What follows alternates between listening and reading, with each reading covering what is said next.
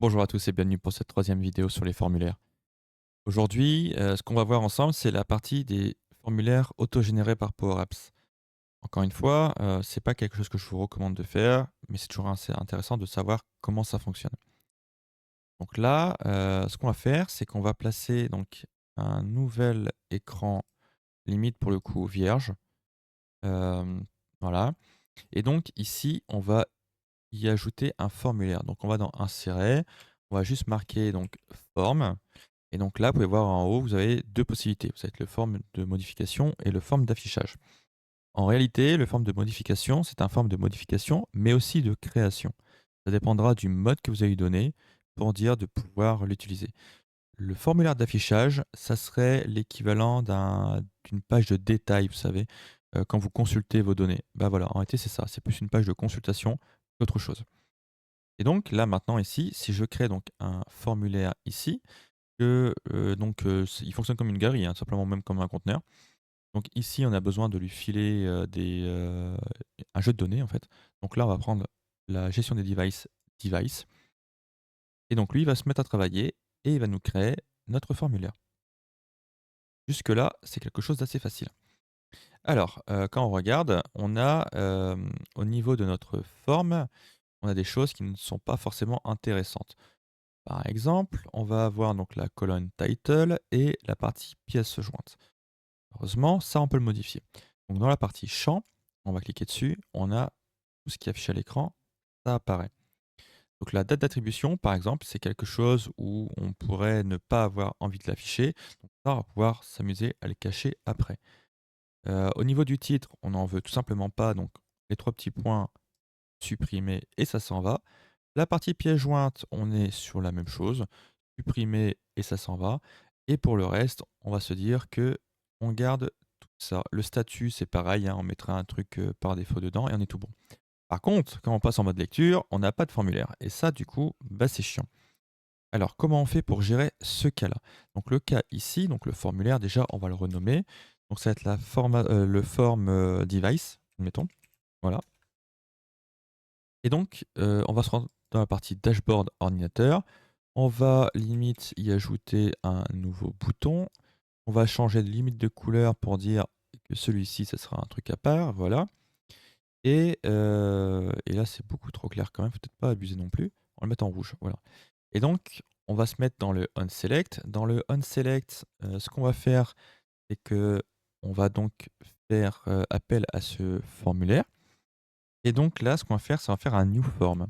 Donc le new form qui va prendre comme paramètre donc le form, hem, je vais y arriver, le form device, voilà.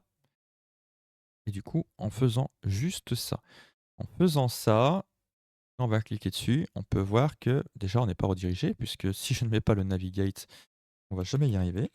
Donc le navigate, mon écran, je l'ai pas renommé donc ce sera un screen 2 simplement.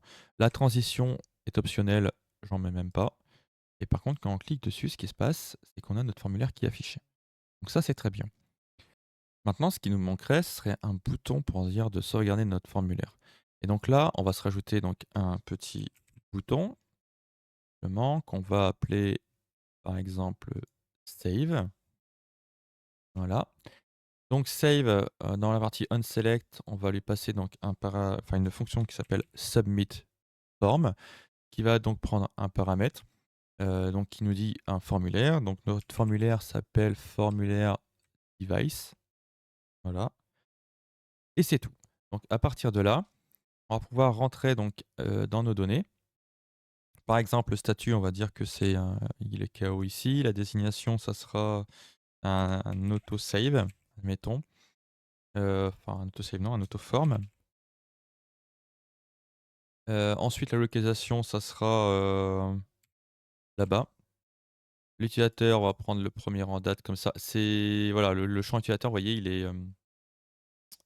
est pété en fait, hein, pour le coup, c'est normal parce qu'on ne l'a pas géré avant. Quand vous cliquez dessus, vous avez évidemment la partie champ. Donc là, vous voyez, sur un claim, ça m'évite de flouter les données, je vous avoue, c'est plutôt pas mal. Mais voilà, donc il y a ça à prendre en compte, hein. Ça posera pas de problème au niveau de l'affichage, enfin de la sauvegarde de l'affichage, mais voilà. Donc on a ça.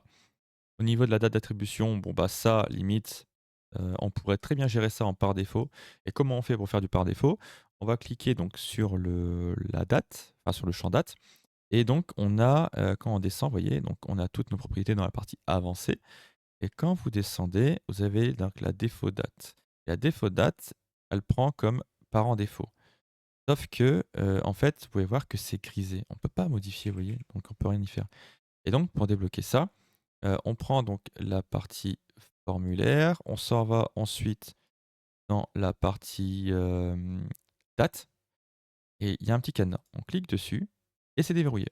Donc là, on reprend notre champ date. Dans la date défaut, on retire le parent défaut et on va lui mettre today et voilà et on a donc la date qui est affichée. Donc ça, on est bon. Ensuite, la marque, on va prendre un Apple. Le modèle, ça sera donc un 16 Pro. Oui, par contre, là, on arrive sur un truc qui n'a pas été géré, c'est que, les données qui sont là ne sont pas, câblées sur un Apple comme ce qu'on a fait dans nos formulaires, hein. Du coup, ça, c'est quelque chose que vous allez devoir gérer, vous-même. Et pareil, c'est un truc à prendre en compte aussi, hein. Donc c'est la même manip, hein, que ce qu'on a vu, hein, mais voilà, le formulaire automatique ne prend pas ça en compte. Et donc ce qui se passe, maintenant qu'on a rempli notre formulaire, on a notre submit form qui va se passer. Vous savez quoi? Pour la démonstration, je ne vais pas mettre de navigate, je vais juste laisser la sauvegarde, voir ce qui se passe. Donc je sauvegarde comme ça et ça disparaît. Voilà, donc ça, c'est le comportement d'un formulaire, automatique.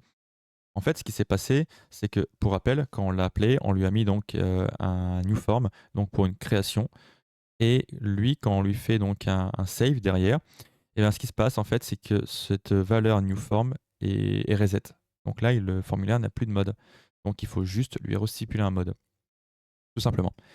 Donc c'est pour ça, en fait, hein. Et quand vous allez venir derrière, donc retaper, depuis votre dashboard sur le bouton rouge ajouter pour venir ici, votre reset, enfin votre, formulaire, c'est automatiquement reset. Contrairement à ce que nous, on doit faire, où on doit appliquer donc une fonction reset sur chacun de nos champs. Là, c'est automatique. Maintenant, la question qu'on pourrait se poser, c'est très bien, mais comment on fait pour gérer le cas d'une modification avec un formulaire automatique? Eh ben, c'est très simple. Là, dans le cas d'un bouton, on n'a pas d'objet derrière, enfin on n'a pas d'objet, on n'a pas de, vous savez, de device en fait, on n'a pas d'ordinateur ou de téléphone, donc on ne sait pas sur quoi on sélectionne. Mais par contre, dans notre galerie, dans notre ligne template, quand on va faire notre bouton éditer, dedans, bah, plutôt que de faire appel au new form, on va faire appel à l'edit form. Voilà, celui-ci. Et l'edit form, en fait, du coup, va se servir de l'objet en cours de lecture pour dire de l'éditer. Et évidemment, derrière, on a aussi la redirection à faire vers le navigate. Donc, du coup, on va arriver sur le screen 2 ici avec toutes nos données qui seront pré-remplies et on sera, tout bon pour modifier. Les choses à faire attention, par contre, c'est la date. La date, elle a une date par défaut, today. Et donc ça, c'est quelque chose qui n'est pas pris en compte dans le cadre d'une modification vu qu'on y a trifouillé. Donc pensez bien, à gérer ce cas-là. Pour gérer ce cas-là, la chose à faire, c'est, tout simplement de toucher aux dates défauts en le conditionnant, en y appliquant un if et ensuite votre test logique et les 2 retours que vous attendez en fonction de ce que vous voulez faire. C'est quelque chose qu'il ne faut pas oublier. Donc il y a ça. Autre chose aussi, le bouton, save qui est là, pareil, il faudra aussi penser à le conditionner comme ce qu'on a fait dans nos formulaires, donc juste avant, pour dire d'avoir le côté, enregistrer et le côté mettre à jour. Ça, c'est aussi quelque chose que vous allez devoir, faire. Et pour tout le reste, c'est automatique. Alors évidemment, quand on regarde le formulaire, on peut s'amuser à y toucher un petit peu. Par exemple, là, j'ai 3 colonnes, je peux très bien le mettre sur une seule colonne, comme ce qu'on a fait un petit peu dans le formulaire, qui apparaît, vous voyez? C'est possible aussi. Chose qui est sympa, avec, les formulaires, automatiques, c'est que vous avez une petite astérisque ici. Alors cet astérisque, c'est, elle est affichée en fonction de si vous avez défini votre champ comme obligatoire en base de données. Donc c'est pour stipuler il faut une valeur ici pour dire d'enregistrer. Si la valeur n'est pas présente, ça n'enregistrera pas, heu et voilà quoi et puis, vous allez vous taper un petit message d'erreur rouge pour vous dire qu'il y a un petit souci. Ça, c'est le côté vraiment cool. Mais, ça a beau être sympa, je préfère quand même le faire à la main. Voilà, donc au niveau custom, comme vous pouvez voir, vous pouvez vous balader un petit peu, hein. Vous avez des dispositions verticales, horizontales, vous avez un petit peu de tout, hein, là-dedans. Vous pouvez vous faire plaisir. Vous voyez, vous pouvez faire ça, vous pouvez faire un truc, comme ça on peut s'amuser à y toucher un petit peu. Au niveau custom, je vous dis, ça sera pas aussi poussé que ce qu'on fait, nous, hein, à côté, mais il y a des petites choses où on peut modifier quand même et donc c'est comme ça qu'on gère un formulaire automatique.